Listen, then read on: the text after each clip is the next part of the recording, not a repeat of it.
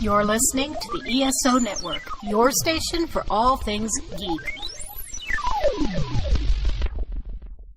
Hello and welcome to episode 198 of the Rusted Robot Podcast. Today is May 13th, 2018. Happy Mother's Day. You're listening to the Rusted Robot Podcast, the number one rated robot-related podcast in northeastern Ontario.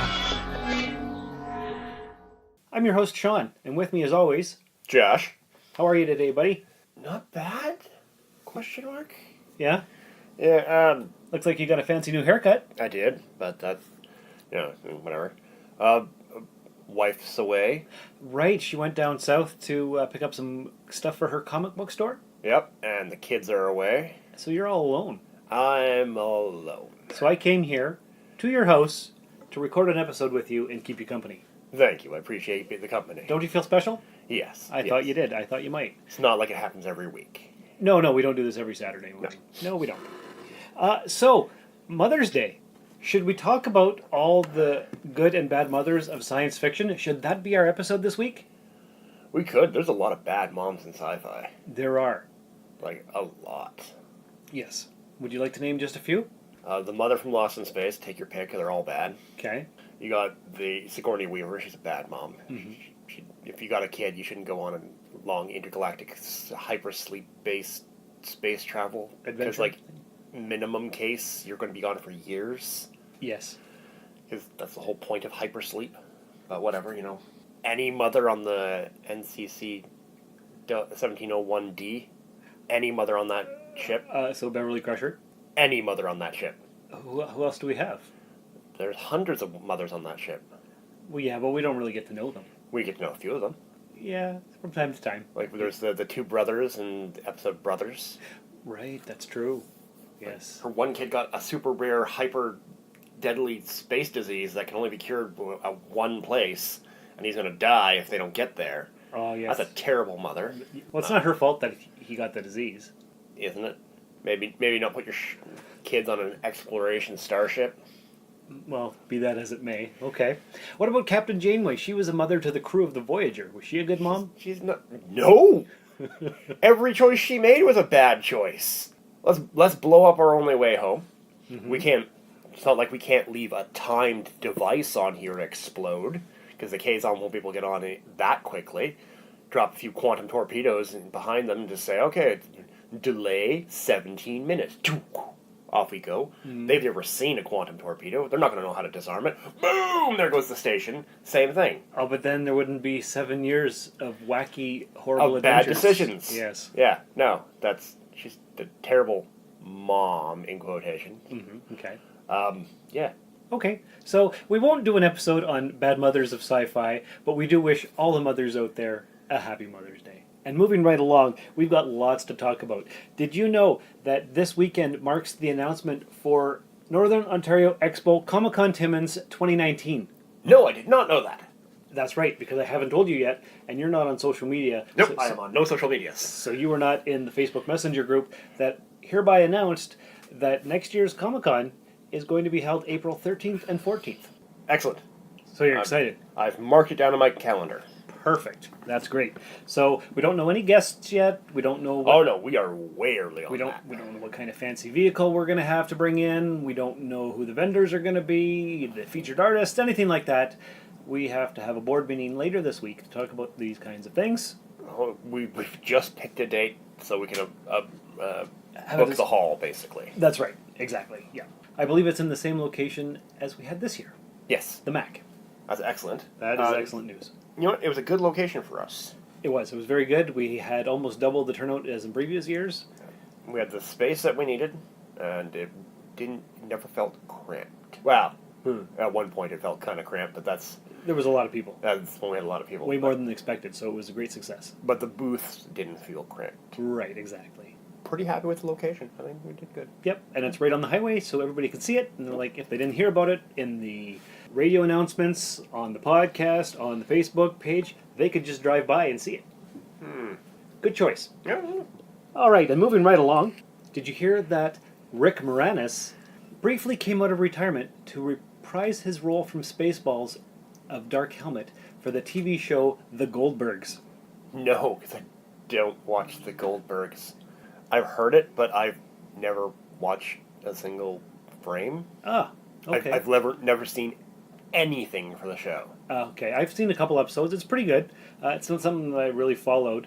It's kind of like an 80s based Wonder Years. Oh, so something that I have no interest in watching. You're not nostalgic for the 80s? I did not like the Wonder Years. Really? Yeah, no. Oh, that hurts me real deep because Winnie was my crush at that age. You remember Winnie? I told you I didn't. But you must have seen it. I've seen a few episodes, but they completely left my mind. Oh. The show had no interest for me. Oh, that's sad. I watched it all the time, mostly for Danica McKellar, because that was my type of girl when I was, 12 years old or whatever. Yeah, you gotta throw that in there. Well, yeah, but she's aged, and she's still beautiful. So, we have grown up together. No, we haven't, because I don't know her. But anyway, yeah, so he reprised his role, briefly came out of retirement. It was like a 2-minute clip at the end of the episode, which I happened to catch. And it was pretty cool. I don't care about SpaceBalls, not even a little bit. I enjoy Spaceballs. I'm still waiting for the quest for more money. Yeah, maybe that'll come out one day. Really should. Now is the time. Not with the resurgence of Star Wars. Mm-hmm. You do Star Wars as Spaceballs 2, the quest for more money. So, what you're saying is it's never too late for a long-anticipated sequel. Yes. Much like Bill and Ted 3 has finally been greenlit. Yes, which is fantastic. So, from what I was reading, Mm-hmm. the story is going to be involving Bill and Ted, and they've written thousands of songs, but none of them is the song that's going to save the world yet. And now the time stream is unraveling because they've done a lot of time travel, which is dependent on them creating the song. Right. So all of time is unraveling around them because they've gone back and forth through life and death. Yeah.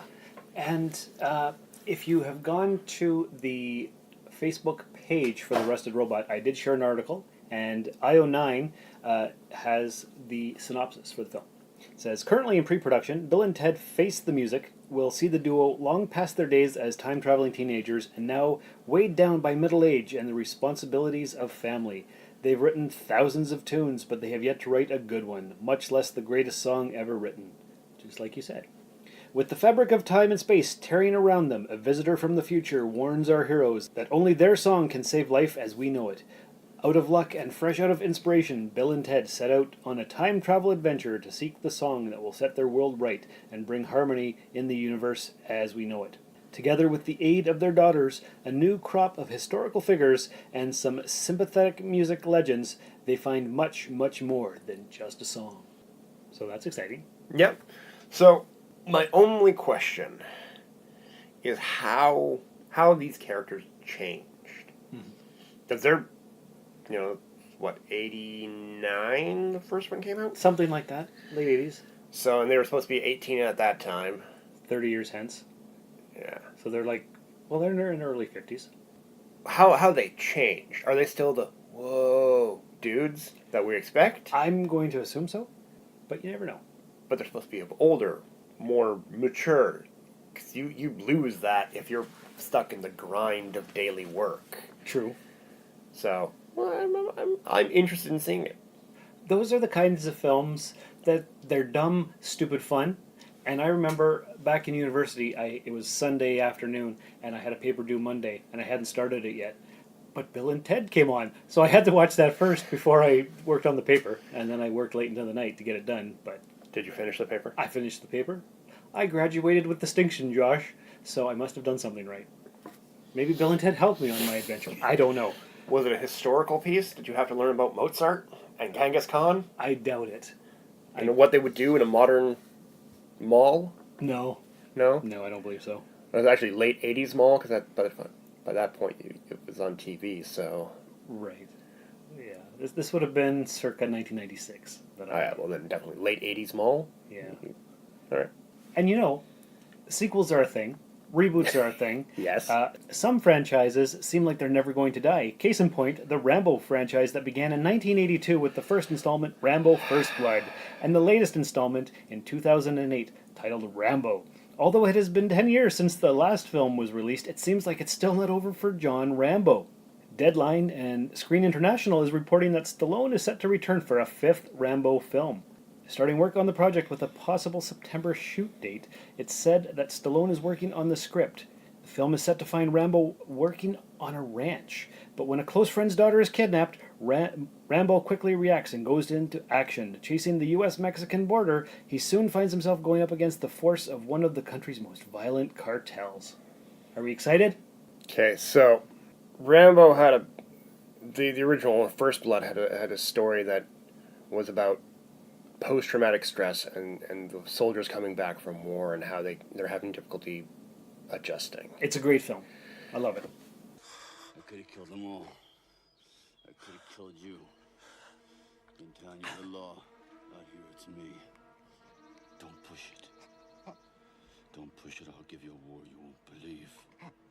Rambo 2 was dealing with the aftermaths of a war and loyalty and responsibility.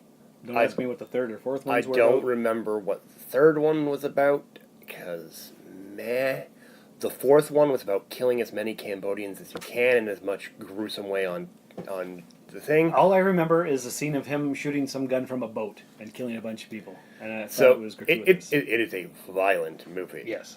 But this one, I think, is going to be a bit contentious, because, like, Stallone himself is conservative. And his newest movie is going to be a ultra-violent romp about killing Mexicans. Yeah. Rambo kills a lot of people. Rambo kills a lot of people, but he's going to go kill Mexicans. That's what this whole story is about, is dealing with those Mexicans that cross the border and commit crime, and then he's got to go down there and deal with it himself. Rambo 5, produced in association with the Trump administration. Is that what you're telling me? It's got that feel. Yeah. It's going to appeal to that side of the population. I don't care. Yeah, I love the first film, and all the other ones I don't care about. So, Like, will we see it in theaters? Probably no, not. I don't think so. Wait till Netflix gets it? Probably not. Not even ever? I'd If somebody's watching it, I'll watch it, but yeah. I'll see it eventually, but I'm not going to rush out. it took me 3 years to watch Rambo. Yeah, it wasn't good. I wanted it to be good. It was never good. Hey, but speaking of things that are good, you like Star Wars? I do. Did you know that Jon Favreau's live-action Star Wars TV series takes place 7 years after Return of the Jedi? That concerns me. Well, let's see what the article has to say. A Star Wars live-action TV series is coming to Disney's upcoming streaming service, and true to Lucasfilm's hot streak of matching great talent to its projects, the studio has chosen Jon Favreau as writer, producer, and showrunner for the untitled Star Wars live-action TV series. At the world premiere of Solo, a Star Wars story, which actually is getting great reviews. I don't know if you've heard that. I haven't checked it out yet. Okay. Favreau revealed to nerds that the series will take place 7 years after the event of Return of the Jedi, effectively setting up the series as a bridge between the original and sequel trilogies. The series will feature all new characters as well. This is good news, as the post-Return of the Jedi timeline remains largely unexplored since the new canon was established. There is little reason to continue to mine the era between the Clone Wars and the original trilogy, which has now been covered so well by 2 animated series and a film, and the saga of the Skywalkers is no longer the center of the Star Wars universe. The blank slate quality of the era between Return of the Jedi and The Force Awakens will allow Favreau to really dig into something new and fresh. It's not what people have been clamoring for. So it's fine. Put it between Return of the Jedi and Force Awakens, but like that's got a lot of stuff in there that people aren't been clamoring for. Right, yeah. What people want is the Old Republic. Everybody wants the Old Republic. So going back years and years and years. Because what are we going to get in this one? We're going to have Luke is off somewhere. Doing stuff. He hasn't had a chance to train his Jedi yet, Mm-hmm. or he's starting to. But that's somewhere. Yeah. So we're not going to see any Jedi. No. There are no Sith left in the galaxy. Yeah, Vader's gone, the Emperor's gone. And Snoke has yet to appear, even though he's not a Sith. He's something else, and blah, blah, blah. Right. So all the important things are gone. The things that make Star Wars Star Wars. Mm-hmm. So there's going to be some cool action stuff on this kind of sci-fi setting. We'll get to see some space battles. We like space battles.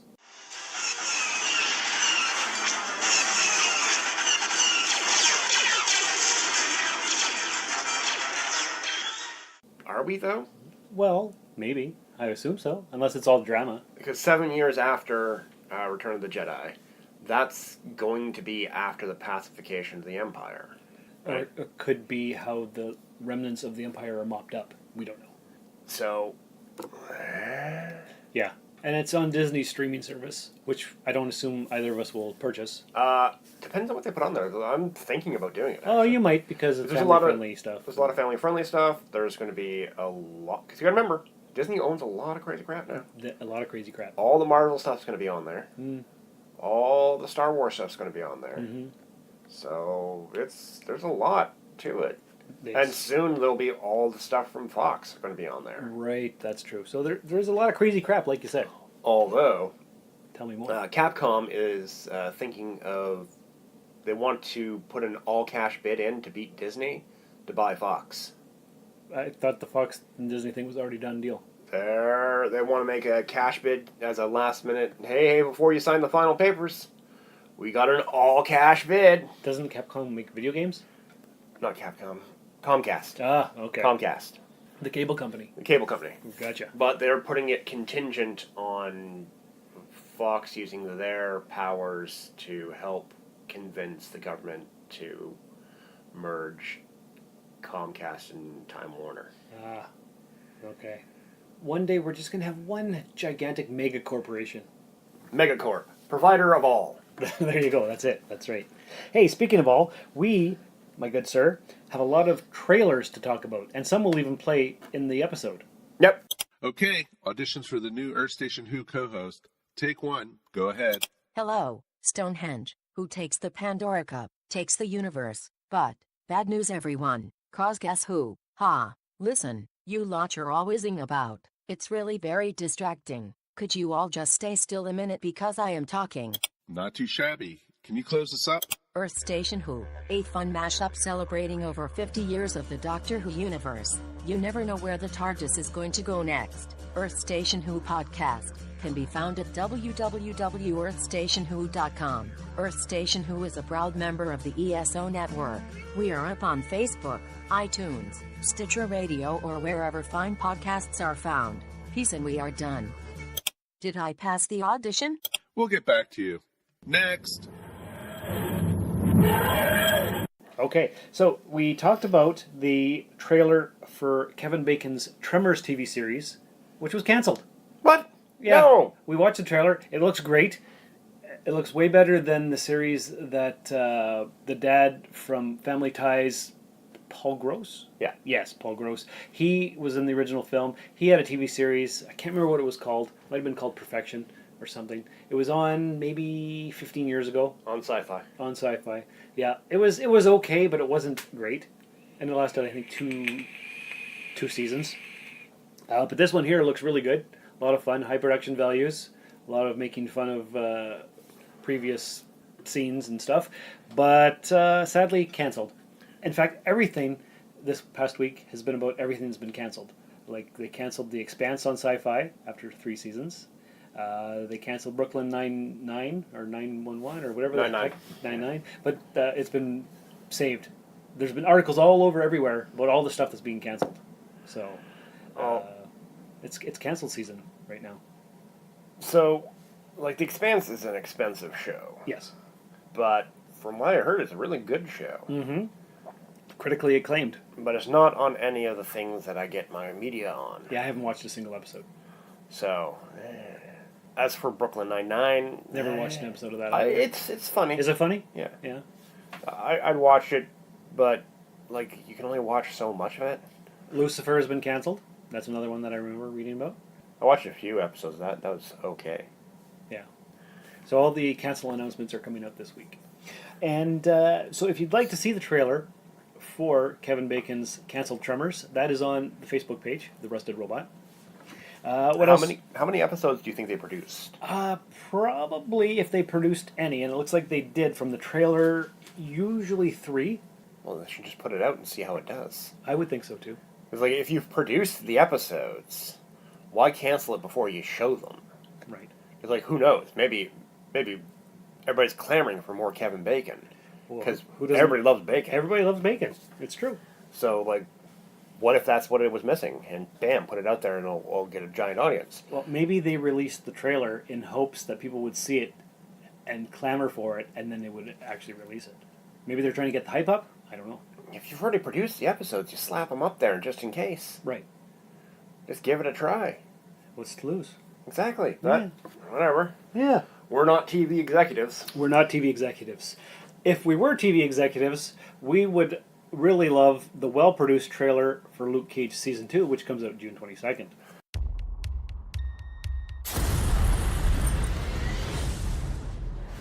Yo, I'm Luke Cage. You wanna test me? You know where to find me. Ooh, got it all, man. Everybody talking about Luke Cage like he's Jesus. I ain't no joke. I used to let the mic smoke. The bulletproof black man. For the hard rocks, he's a ghetto boogeyman of their nightmares. You could get a smack for this. Really, guys? You gotta know we tried, man. I ain't no joke. But one man cannot save a community. You can't keep doing what you're doing. I have no idea what you're talking about. And believe me, Luke Cage is nothing but a man. Alim is mine. Damn. Hate to see such a positive brother like Luke Cage go down like that. He hurts you. You're not invulnerable, Luke. Anyone who can take you on barehanded can't be good for Harlem. I gotta find him. Bushmaster, what makes him so scary? We hope you never have to find out. You tell Bushmaster that I'm coming. It's game time. Do what you want. We stay filling foes. Do what you want. Your life for your choosers. I've seen you raw, but never brutal. Sometimes brutality gets shit done. Harlem doesn't need a hero. It needs a queen. The darkness that you deal with every day, it can consume you whole. If you let it. Don't let it. Just so we're clear, I'm not in the market for a sidekick. Who says you're not my sidekick? Me? It's my show. Looks good. It does. He's facing a new threat. Yeah, because, well, he's got a slight Superman problem. It's not as bad as Superman, but he's got a slight Superman problem because he's bulletproof. And he's highly resistant to damage. Yes. So it's going to be like, oh, okay. How do we hurt him? All right, we throw in somebody with the same set of powers. Super strong, nigh invulnerable, let them fight. And Misty Knight has her robot arm. Yep. What's her superhero name? I can't remember. Do you know what it's called? No. No, eh? That's a quick Google check there. Because I thought there was like some famous name she has in the comics. Nope. She just goes by Misty Knight. Really? Yeah. Mercedes Misty Knight. Okay. All right. I thought she had some kind of fancy superhero name because of her arm. Nope. Alter ego. Oh, all right. Well, anyway, the series looks fun. We only have, just over a month to wait? Yep. We'll binge the heck out of that. Did you ever watch any more Lost in Space, or did you give up after 2 episodes? I gave up after 2 episodes. Okay. I can't go back to it. It is bad sci-fi to bad sci-fi. And I'm like, no, I can't. Well, okay, that's fine. You don't have to. Nothing else exciting has come up on Netflix that I've seen lately? No, not in the last little bit. The website that I used for tracking what's coming out on Netflix currently has this habit of skipping like a bunch of things. Oh. So I'm very upset by it. So I have to find a new source of what's come out. Sometimes on YouTube you'll see that too. They'll say, "What's new on Netflix in the month of May?" Yeah, but like I used to check that thing daily because they'd tell you what popped up that day. Yeah. Something popped up most days. Mm-hmm. But lately it's, no, I'm just going to skip all of this. For a while it was only mentioning the Indian movies coming to Netflix Canada. You know what? I actually saw that too in my list the other day. I was searching through stuff and it was critically acclaimed movies from India. I'm like, Huh. I watched Abby Sen, which was one of them. Mhm. It's did you hear about this? It's a guy who has a time travel thing, and he's trying to get a job in 1980 in a TV station. It's really weird.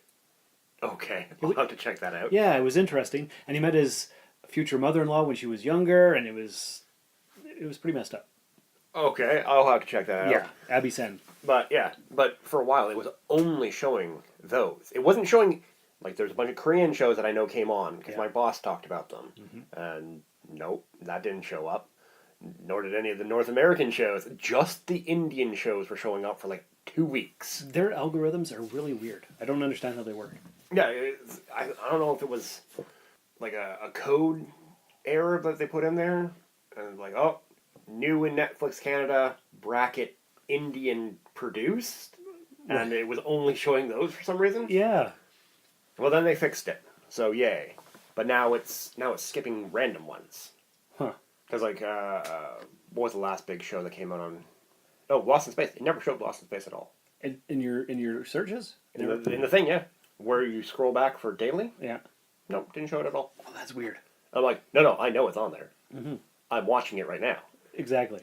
It's terrible, but I'm watching it right now. I watched the heck out of it, and I still enjoy it. But I can, unlike you, I can forgive the incorrect... The science? Yeah, that. The inconsistency of a world makes me angry. I know. Hey, this is Dr. Trek, Larry Nemeczek, and you're listening to The Rusted Robot with Sean and Josh and the Rust. If we make it so that water freezes at 10 degrees and freezes the same way, that's fine. But you can't put freezing water and rain, like insta-freeze water and rain in the same scene. Right. You can't. That's not the way this works. All right. And speaking of other science fiction films, we got a lot of trailers that came out in the past week or so. Before we do, we got to talk about the toy one, Plastic Crack. Plastic crack is a thing. I think plastic crack is a perfect description. I totally am in on the plastic crack. So a lot of people do use metaphors of addiction in collecting and say something like plastic crack, yeah, toy crack, yeah. It is almost like a drug. Or that it's like you try it once and you're hooked on forever. I am a functioning crack addict. The wife's perspective is don't let your husbands do this. Why do you need to have 200 of them? Are you kidding me? I wish I had 1,000. Oh, he's totally an addict. At the peak of my collection, when I had over 14,000 figures. There's no doubt about it. Oh my, hoarder? Oh shit, number one. He's definitely in the top 1% of the addicts. I think I'm more of a junkie. I don't sell. I'm not a dealer. I'm probably the dealer. I'm just a user. I'm a heavy user, I guess. There are things as dealers in this business. Steven! He knows I got a problem. Where's my money? Come on. How you doing, bro? And I just feel like, dude, you do this to me. You know I can't say no. It probably brings warm, fuzzy feelings to you. I only came here for one There's reason. so much no. I need my money you owe me. So you want to have it, you buy it, and you have it. And you know what he always does too is he always gets it to me pretty quick. 83. He's actually a horrible human being. It's a positive force. It's positive energy. It's a good thing. Okay, if you're going to do the same analogy with the drug addicts, the best drug addicts are the drug dealers because they're selling their drugs to buy more drugs. And that is exactly what we're doing. Toy collecting is a good thing, as long as you're not... I can't see it being detrimental. I think people more jokingly refer to it as an addiction. That's a running joke in our community. But it's definitely a fun term, and it's definitely pretty much right on the money. You see the vast amount, and it seems like this guy's like completely addicted and can't control it. I'm in a good place right now. I'm in a good place. I have what I need. That's where the plastic crack comes in. It's like I don't need any more. I'm happy with how it is. Then you want more. But I mean, one pony's never enough. So if you're gonna spend money on a toy and you're not gonna eat, then that might be crack to you. I still have food in the refrigerator. I always paid the rent. I always made sure I had food. My lights are still on. As long as there's a happy medium, and you're fine. It's all good. Cameron, you got this. I want to stop, and she keeps going. She's addicted to the plastic crack. stepping back from it being serious for a second, there's actually a lot of balance and control that goes into it. It just doesn't appear that way on the surface. It seems completely out of control when you sort of superficially glance at it. What did you think of that trailer? It's neat.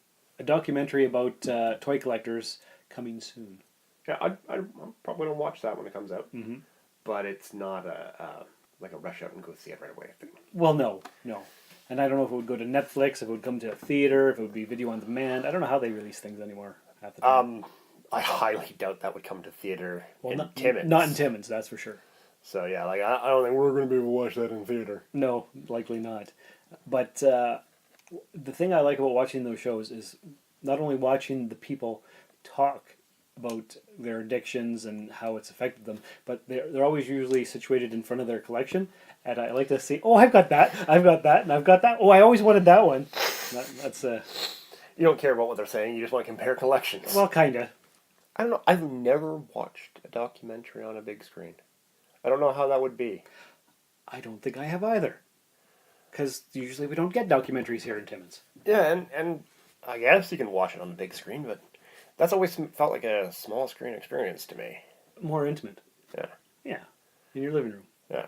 But I'm looking forward to seeing it and hearing people talk about the toys and knowing that there are people out there worse than me when it comes to collecting. Are there? I think so. All right. All right. Okay, so we have a trailer that we watched for The Predator.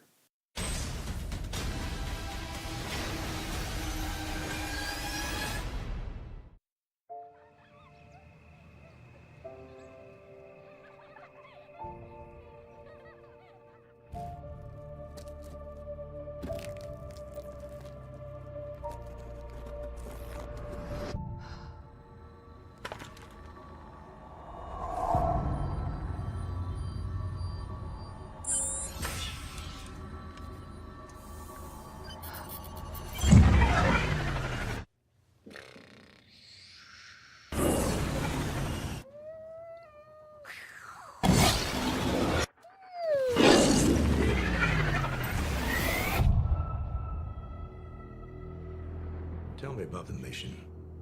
Did you see anything unusual? Like an alien, you mean?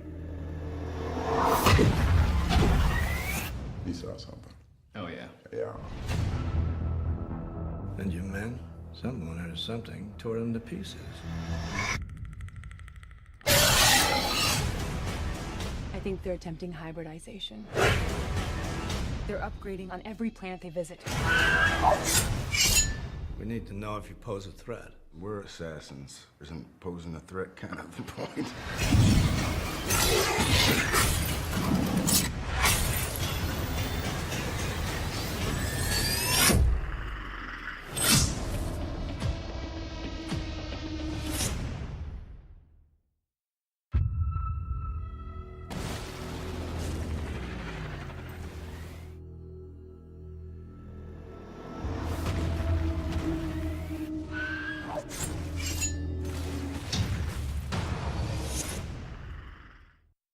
I've been anticipating this thing for at least the last year, maybe more than that I've heard about it. Written by Shane Black. He directed Iron Man 3. He's done a bunch of stuff. He was in the original Predator film. This trailer, though, it doesn't excite me like I hoped it would. It doesn't feel like Predator. It doesn't have that sweaty tenseness that the other two films gave. Mm-hmm. I'm not counting the other one. AVP? No, not even AVP, the other one. Oh, Predators with Adrian Brody? Yeah. And Larry Fishburne? Yeah. It was... It was okay. That's how I kind of see this one. Maybe just, it's okay. Again, that's in the last one there was there's the Predators and then there's the Super Predators. Yeah. And in this one, they're coming to Earth to hybridize with humanity because we prove them to be valuable prey, and therefore we can add our distinctiveness to their own. Our biological and technological distinctiveness? Exactly. Yes. So I was like, oh, really? All right. That's what we're going for? I don't understand how the mask and equipment was mailed to the kid. Like, who mails Predator pieces to some kid? Or maybe it was to his dad, or I don't know what. But why didn't that get picked up by the U.S. Postal Service. You would think so, right?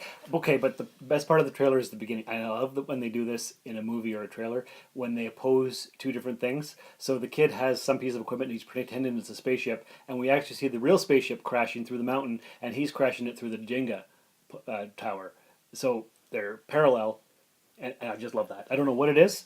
It was the same thing in Star Trek First Contact, when they were opposing the launch of the Phoenix and the launch of something else, which I can't quite remember, with the Borg Queen and stuff. It was great. Approaching light speed! We're at critical velocity! Quantum torpedoes locked. Destroy them.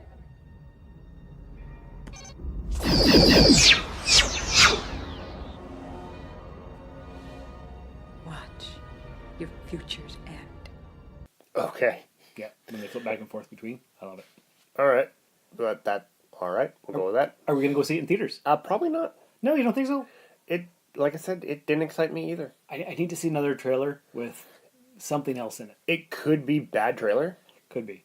It could be suffering from that, but I don't think so. I think it's just a bad show. Yeah, it might be. I'm hoping it's not, because I've been waiting a long time for a new Predator film. But did the last one satisfy your itch? No. They have been going in a steady downward go. Yeah. Because they keep going back to the well without understanding what made the first one good in the first place. Yeah. That's the thing. The second one almost got it. But not quite. The third, no. What's the third one? The one that with Adrian Predators, Brody? yeah. It just, no, you don't understand what this thing's about. Yeah. And then this one? Yeah. It's not boding well so far. Where do you fit in the Alien vs. Predator films? I really like the first one. I know it's not a great film, but there's something about it that I really like. The first one is okay. I enjoy it. Yeah. It makes no sense canonically between either series. Yeah. So you make it a standalone universe. Exactly. It's Predators and Aliens in the same universe, and therefore we put them here and bang. Yeah. Hey. Mm-hmm. Throw in some hints to Wayland Yutani and bam. Alternate timeline, Yeah. say. Leave it there. Yeah. Make it its own standalone. It's fine. Mm-hmm. It's a haha, what would happen if? Right. It's like Freddy versus Jason. It's a haha, what would happen if? Exactly. And then they made a sequel. Which was a terrible piece of garbage fire. It really was. It was not good. Yeah. It was just bad. It's just really, really bad. Yes. And something that I'm hoping is not really, really bad, we also saw a second trailer for Incredibles 2. Which is looking fantastic. It's going to be funny. Yeah. I'm going to take the kids to see it. Family going to the theaters. Well, yeah, it's a good family-friendly movie. Yeah. I finally watched the first one a few years back, like 10 years after it came out. Really? It took you that long? Yeah, because it's really good. Yeah, it was good. It was fine. I don't care. Maybe because it's animated, but I do like some animated films, so I don't know what did appeal to me about it. But I'm just not excited. No? Nah. But I can understand your excitement. I really enjoyed the original one. Yeah, and this one looks fine too. The best Fantastic Four film ever made. There you go. That is true. If you're loving this podcast, you should tell a friend about it. Spread the word about podcasts you think they would enjoy. There's something for everyone, from entertainment and lifestyle To news and politics and more. Share it on social media. Believe it or not, some people don't know how great podcasts are, or even how to find and listen to them. You can help change that with a click. Tell your friends about your favorite podcast. Thanks for spreading the word. Okay, what about Robin Hood with Jamie Foxx and some other guy? Okay, so this trailer, watch it. It's supposed to be in medieval times, but everything's been modernized. They kind of did the same thing with King Arthur there last year, where Jude Law played, I don't know, some bad guy, and he was pretty much wearing a suit. Yeah, the nobles in this one, the way they dress them, looks like they're wearing business suits. Kind of, yeah. And Robin Hood's suit is very Green Arrow-ish, like Green Arrow. Stephen Amell would wear. Actually, what I was thinking was more that video game, that's something like Assassin's Creed. Ah, yes, okay. He looks very Assassin's Creed. But yeah, you could throw Stephen Amell from Arrow in there too, and it would just be the Yeah, same thing. he wouldn't look out of place. No. Hey, this is Stephen Amell, and you're listening to the Rusted Robot Podcast. I'm hanging with Sean and right now. They're telling me all about podcasts and general geekery and fun times in Northern Ontario, so keep listening. He's got an automatic crossbow at one point. That's not historically accurate in the least. They got grape shot, archery shot things going on, like the catapult, not a catapult, but a ballista that launches the shell that had multiple arrows inside of it. That's not how that works either. That's never been a thing. Right. Yeah, it's, you know what it is? It's perverting what, not even perverting really, but it's taking what Robin Hood is and trying to go, ooh, look, the 1%. All rich people are bad. Yeah. Look at how he helps the poor people. He's a good guy. Yeah.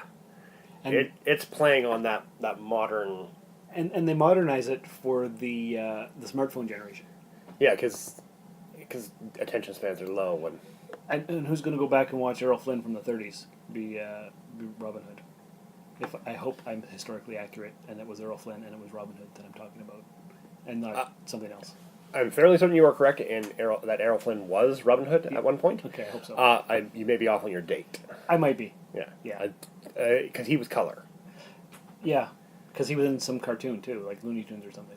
They interspersed clips. So I think it was the 40s. It might have been the 40s. I don't know. I could find out though, because with the magic of the smartphone technology that I have here in my hand, by the power of iPhone... Meaning that you don't remember and you're going to enhance your memory with an outside source. Yes, that's how it works. Errol Flynn, The Adventures of Robin Hood, 1938. 1938? Oh, so, okay. Not bad. It was early 40s, but alright. That works. Okay, so are we going to go see Robin Hood in theaters whenever it comes out? I will not. Probably not. I don't care. Unless we get a press screener. Yes. No, okay. We do need a press screener, do we not? Yeah, I wonder how we get those credentials. I don't know, but another podcast that I listen to, he's going to San Diego Comic-Con, and he applied for a press credential as a podcaster, and he got it, so he gets free tickets. Well, there we go. Yeah. Now he's actually got to do, like, press stuff there. I guess so. Yeah, because the press are required to go to certain events. Because that's the whole point of having the press there. Yeah, so I don't know how it works exactly or what his requirements for doing that are, but I think that's a great idea. I think we should apply for press passes and go to places and have fun. And hand out business cards for the podcast. All right. Yeah. Should we do that? Sure, why not? Okay, sounds good. We also saw a trailer for a film that comes out in June. It's starring Katie Sackhoff, who played, what's her name in Battlestar Galactica? Starbuck. And this film is called 2036 Origin Unknown. So, even the title is reminiscent of it, isn't it? So, it's very much 2001 A Space Odyssey. Yes. AI kind of goes rogue. Mm-hmm. We got that feel. Yeah. We have the monolith type thing in there. Yeah. We have the experience so far. Like, it's like, oh, it very much feels like that kind of genre of film. Titles are reminiscent, but this one, the monolith advances the AI apparently instead of the humans. Yeah. Yeah, and it's another paranoid story of rogue AI. Eh? Yeah, I don't know. Like, I like Katie Sackhoff. Yeah. But like this does not draw me. You know, it's one of those things where this could be really good. However, the trailer is not drawing me in. You know what it is? Tell me. They didn't build suspense in the trailer. We saw that cube. We shouldn't see that cube. No. They should have ended the trailer at object found, origin unknown. And just show the shadow of it and nothing else. Yeah. What we know about that thing so far is nanomachines. Mm-hmm. We can tell that from the trailer. It's nanomachines that are reassembling themselves on the... Well, there you go. I know what's happening. Right, yeah, they don't really cut trailers well anymore at all. No, because they're like, look at all the cool stuff we've done. Look at all the cool stuff we've done. Look. Oh, we gave you the entire story? Yeah, you don't really need to see Sorry. it now. You can watch it on YouTube in 6 Or, months. hey, look how funny we are. Look at all our jokes. Look, see, we're funny. We're funny. That's all of our jokes. Now we have no good jokes. So, watch the rest of the film. It's boring now that you know all the jokes. Right. But watch it anyway because we paid this actor a lot of money. Yeah. Right. I don't think that'll come to Timmins Theater. I don't think it'll come to Tim's Theater. I might watch that, though. Yeah, it would be a good Sunday afternoon kind of film. No, it's even a sit down and watch it. It's definitely a Netflix. Yeah. But it's a I'll watch it when it comes out on Netflix within a day or two. It's not a Sunday I got nothing else to do show. It's I'll watch it because I'm caught up on everything else. Yeah, I hear you. It's in that range. Okay.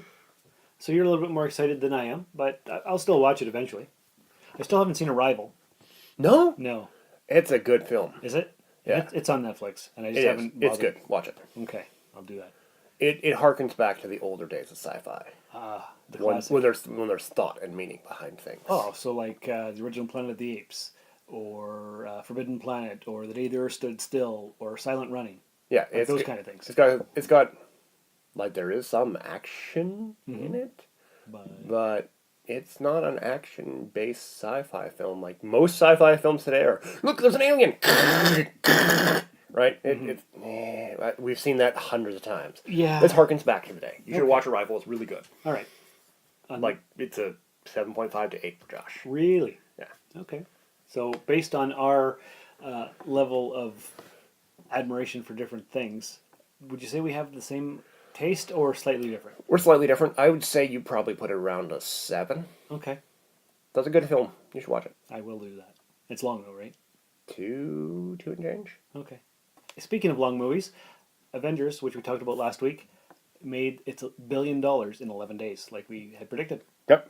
So we are Nostradamus because we predicted the blatantly obvious. Good for us. Yes. Oh yes. Actually, I think by the time that we made our prediction, it already made us money. I think it had actually. Yeah. They just hadn't announced it. They hadn't announced it. That's right. So yeah, geez, another $1 billion goes to Disney. I wonder what they're going to do with that. Go to Disneyland. Yeah. Okay, and the last trailer that we watched, would you call it a trailer? Would you call it a teaser? Like a promo spot for the Captain Marvel sneak peek that we saw.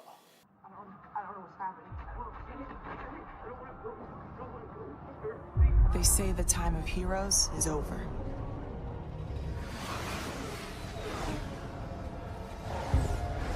That if you're different, you're dangerous.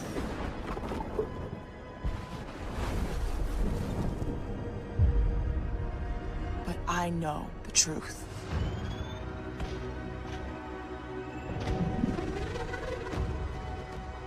The world will always need heroes. We just need to reassemble.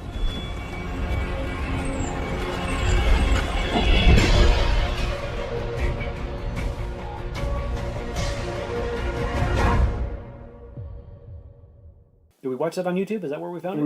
It was on YouTube. I think you'd call that. I think it was. They called it First Looks. Okay. They don't really tell you anything in that one. It does not give away much in the way of the story. But they introduce characters. We see Captain Marvel. Yeah, we see the characters. We see some stuff happening on. There's hints of a complex story there. Now they don't give away anything, which is good. And we saw Tony Stark. We saw Captain America. You think they're in the movie? Do you think that's just like something that they threw in for this sneak peek? What do you think? To me, I think we just saw part of the end of the film. I think we saw what was at the I think we saw one of the stingers. Maybe, eh? That looks like post credit stuff. Post Infinity War, right? Yeah. And most of the movie's supposed to take place back in the 90s. Exactly. So, if most of the movie's taking place in the 90s... How are they? So exactly. What the heck's going on here, guys? So, either they're... No, it has to be a post-credit scene. Either that or a pre-flashback scene? Could be. Like the movie starts with them and then it goes back to the 1990s, explaining her origins and stuff. Yeah, it's hard to say what it's going to be. Yeah. Yeah, so Captain Marvel looks good. Of course we're going to see it. Yeah, well, we can't not give Disney our money. They deserve it because they're a mega corporation. Yes. And I don't think there has been one single Marvel Universe film that I have not seen in theaters. Although I don't believe I saw the Hulk in theaters. But I don't really think that counts. The Hulk is not an MCU movie, even though it's part of the timeline. Yeah. It's difficult to say in that one because that one was Universal, I believe, produced that one. I don't know. And they reference events that happened to it, and they show clips of what happened in background shots. Mm-hmm. And Thunderbolt Ross is played by the same actor, so it's kinda canon, but not. It's tangential. Also, like, two different banners, right? Yeah. And what does Marvel do? If you play a character in the Marvel Cinematic Universe, that's your character. Right. That's who you are in the MCU. Yes. I don't think any character has been replaced that I can think of. Excluding Thanos, because they didn't, in early ones, they had a different actor body modding him sitting, but that doesn't really count. He was sitting. Right. That's all he was doing. Mm-hmm. Everything else was just voiceover work and not showing anything. Oh, you know what? They did replace somebody. Rhodey or War Machine was first played by Terrence Howard, and then he was later played by Don Cheadle. Yeah. Who did all the subsequent acting in that role. But so he's the only one, and Thanos, but not really Thanos. Right. That was just a body double. So, yeah. Most people, you play the character, that's your character. That's your character. You're stuck. Exactly. Which sucks if you get a bit role. Yeah, because then if you want to have a breakout starring thing, then what are you going to do? You can't, because that's you.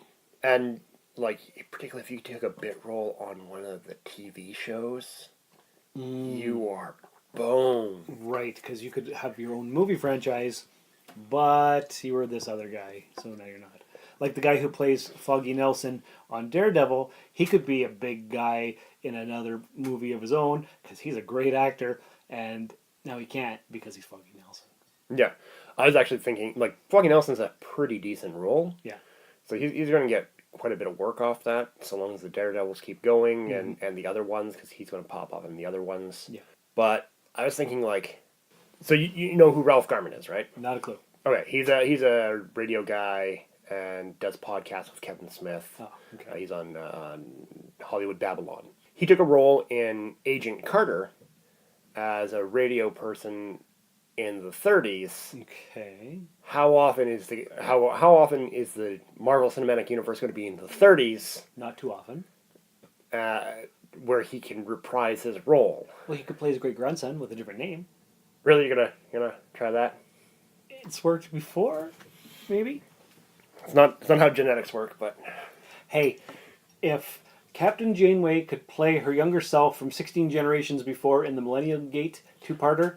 No. That is a story she's telling. Yeah. Well, okay, what about when to Paul in Also Carbon Creek? a story she's telling. Oh, all right. Not actually her, she's telling a story, and the people listening to are imagining the story that she's saying, and they're just throwing her in to replace her ancestor. Hello, I'm Daniel Peter Hitch, author of the Connected Worlds Chronicles and the Bubbles the Pirate children's book series. You're listening to the Rusted Robot Podcast. Think about it. So this is different, is what you're saying. Yeah, because it's not actually looking back in time, it's them telling the story. Where if I tell you a story about what my grandpa did, you don't know what my grandpa looks like. So I'm going to imagine you. You're going to imagine me back then. Right. Because I know what he looks like, and he's related to his grandpa, therefore they'll look similar. Even no. My grandpa was a shorter, beefy man who could pick you up by palming your head and just lifting. Yeah, I don't look anything like my grandfather. He kind of looked like Vincent Price, so I don't. But I understand your point. Yeah. So we're looking forward to Captain Marvel. It's going to be fun. I like that on Luke Cage, Claire is going to be back because I missed her in Jessica Jones season 2. Yeah, I was like, where's the obligatory Claire reference? Yeah. Mm-hmm. Where's the night nurse? Yeah. What the heck? Yeah. Not even a background scene. Right. Like her getting to get coffee and like, oh, I am not dealing with this, and walking off. Like nothing? Really? Yeah, that was a missed opportunity because Claire ties the world together. Yeah, she is the heart of that Marvel segment. Exactly. Yes, I agree. And very sad turn of events that she wasn't there. We got what? a foggy scene? I think so. And that's it? Did we get, what's her name? The lawyer's assistant / reporter girl, played by Deborah Wall, who was the girl, the blonde girl. Was she in? No, she wasn't. No. She was in something else, though, recently. Was she not? She was in Punisher. Yes. She wasn't in... She wasn't in Jessica Jones Season 2? Not that I remember. Huh. Because I have a vague recollection of seeing her recently, but I might be... You might have seen her in something else. I might have. Oh well. Memory is not what it used to be. I'm getting old, but that's okay. So, speaking of things that are old, I have no transition into our number 2 robot of the week. Do you have anything else you'd like to bring up before we get into that? No, I do not. Because we do not have an email this week. No. Although, if any of our listeners would like to reach out to the podcast, they can email us at therustedrobot@gmail.com. Yep. You can also contact us on Facebook. Yeah, just go to the Facebook page or the Facebook group, because there's 2. There are 2? You can... What defines what? Well, if you're just looking up The Rusted Robot, that's the page. If you're looking up The Rusted Robot Podcast, that's the group. Okay, what makes the difference between a group and a page? A page is what I have for the Soulforge podcast. I don't have a group for the Soulforge podcast. So the page is just basically the hub. The group is where people can interact more. Ah, okay. Yeah. Not that anybody really interacts very much on the group, but they can, and I encourage them to do so. All right. Yeah. So, if you want to tweet us, at The Rusted Robot on Twitter. Yeah? Yes, sir. Yes, sir. But you wouldn't know any of that stuff because you do not... I do not social media. Yes. What's our Snapchat hashtag thing? I don't know what Snapchat consists of, Okay. other than 10-second images. And- We don't have one, but we do have a Tumblr. We have a Tumblr, okay. The Rusted Robot, and we have Instagram, but that's under my name at Darth Vader Lou. Okay, and what's the other one? What's our Foursquare page? I don't know what a Foursquare page is. I don't think they exist anymore. We also don't have a MySpace or a Friendster. We don't have a Friendster account? No. Well, get to it. Snap on. I think we have a Google Plus. Did we? Is that still a thing? I shared one of our links to Google Plus. I don't know. I think it's attached to my YouTube channel. Oh yeah, you can find us on YouTube as well by just looking up the name Sean Vanderloo. I only have 19 subscribers, but once I have 100, I can change it to The Rusted Robot instead of my name, which would be easier to find. So, listeners, I know you're busy and you have a life and you have things to do, but go ahead, find me on YouTube and subscribe so that we have more fun. And you can find all the Soulforge podcasts on there, as well as the last 50-odd Rusted Robots. And other than that, our top 2 robot of science fiction that we find has cultural significance is who, Josh? It's WALL-E. WALL-E. We really don't need to explain who WALL-E is to most people, but he was in that movie called WALL-E. He was. Mm-hmm. Yeah. In case you didn't know. Right. Yeah, because sometimes movies the title's kind of vague and. Yeah. Yeah. So yeah, WALL-E. Big impact. It's a robot that made a lot of people feel for robots. It did, and it had a very good environmental message. No, it didn't. You don't think so? I don't think so. Humanity learned nothing from their mistakes. In the film. Yeah. But the message of the movie is basically don't trash the planet and don't get fat and lazy. No, the message of the movie is build better robots so they can take care of you. Do you think so? I think I need to watch this movie. Who saves the day? The people didn't take any action to save the day. True. It's the robots. Yes. They left Earth, left it to the robots. The robots found the solution. Mm-hmm. Came up, got us, said, okay, we got the solution now. Brought us back, and were like, okay, this is how you do things. So why is WALL-E number 2? You think he really had that much cultural significance? He did. Because everybody who watched WALL-E felt. And they felt for a robot. And that, on its own, is big. That is big. You mention to anybody, hey, what's that robot movie? About a third of people are going to go, WALL-E? It's a big movie. And all he says is WALL-E, doesn't he? Does he say anything else? Because there's hardly any dialogue for the first 20 minutes, right? WALL-E barely speaks. Mm-hmm. He says, WALL-E, Eva... Name? Wally. Wally. Oh.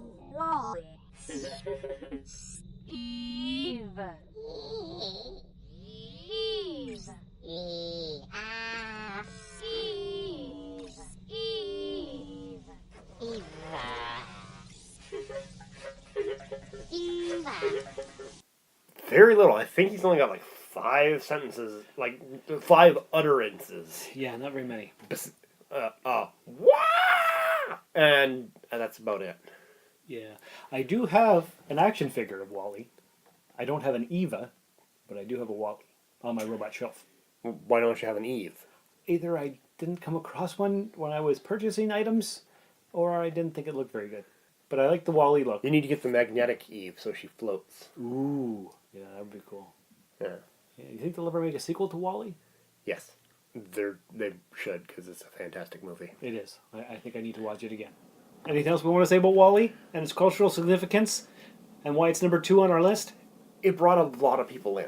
That's one of the big things. It brings a lot of people into to liking sci-fi. So a lot of people I know will go, "Oh, I don't watch sci-fi." I'm like, why not? It's too heady, or too slow, or it's not really that emotional. Then they watch Wall-E and they're like, that little robot made me feel. And I'm like, that's sci-fi, man. True. You're right. It is. So it brought a lot of people over to, okay, I can watch sci-fi. So that's what makes it a big impact to me, anyways. I think that brings us to the end, doesn't it? That brings us to the end. We've already told our listeners all the ways they can get a hold of us. The only thing we didn't ask them to do was go to our website, which is therustedrobot.podbean.com. If you look on the right-hand side, there's all kinds of links to different things, like our Twitter, the Facebook page. There's also a link to review us in the iTunes store, which is always appreciated. Leave us a 5-star review so we can get the word out about the podcast.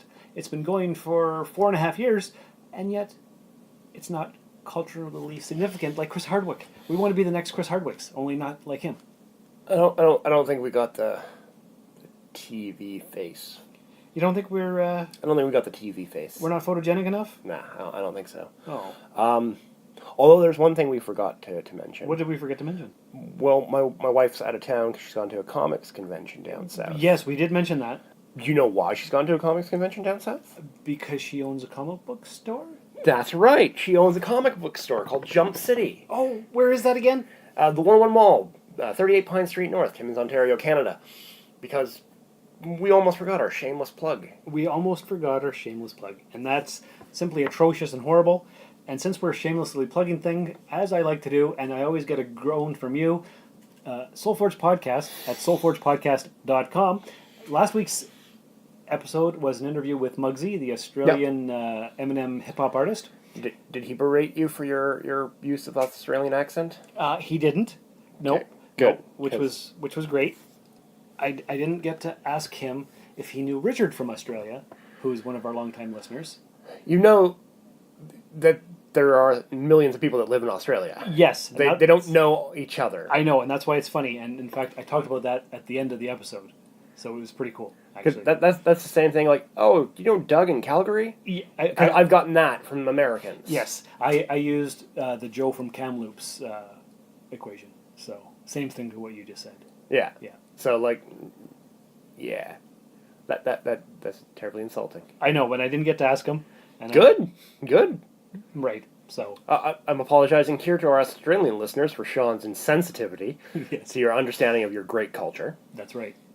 And that was episode 48 of Soulforge Podcast. Episode 49, which comes out this coming Thursday, is me talking to Mediterra, who is somebody in San Diego who is all about sex and passion and enlightenment and the Earth Mother. So it was quite an interesting conversation. That'll come out on Thursday. Check it out.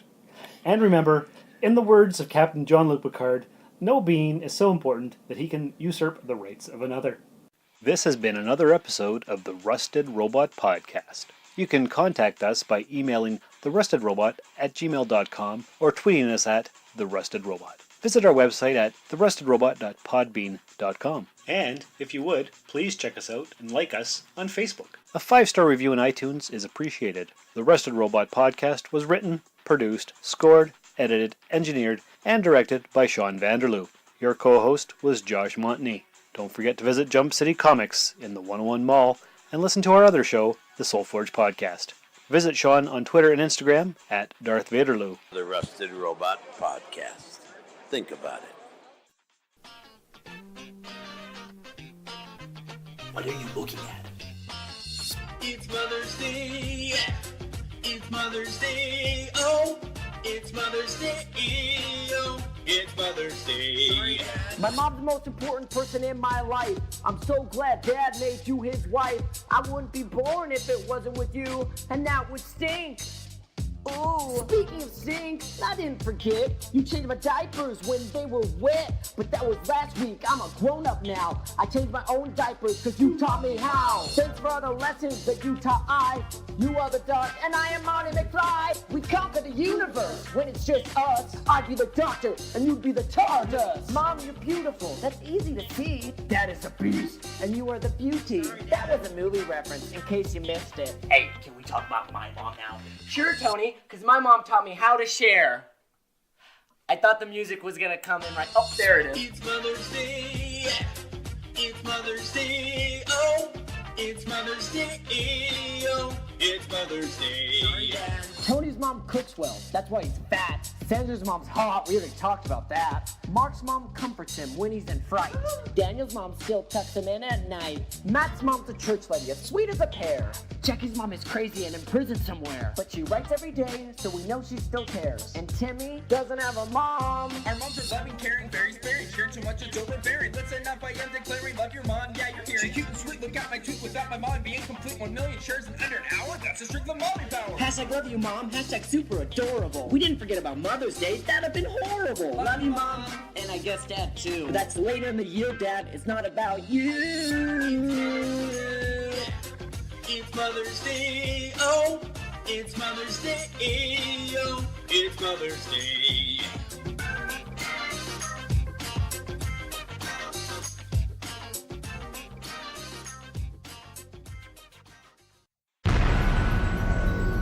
This has been a broadcast of the ESO Network. Be part of the crew and help support our shows by donating to our ESO Patreon or by shopping through Amazon.com or the TeePublic store, which can all be found at www.esonetwork.com. The ESO Network, your station for all things geek.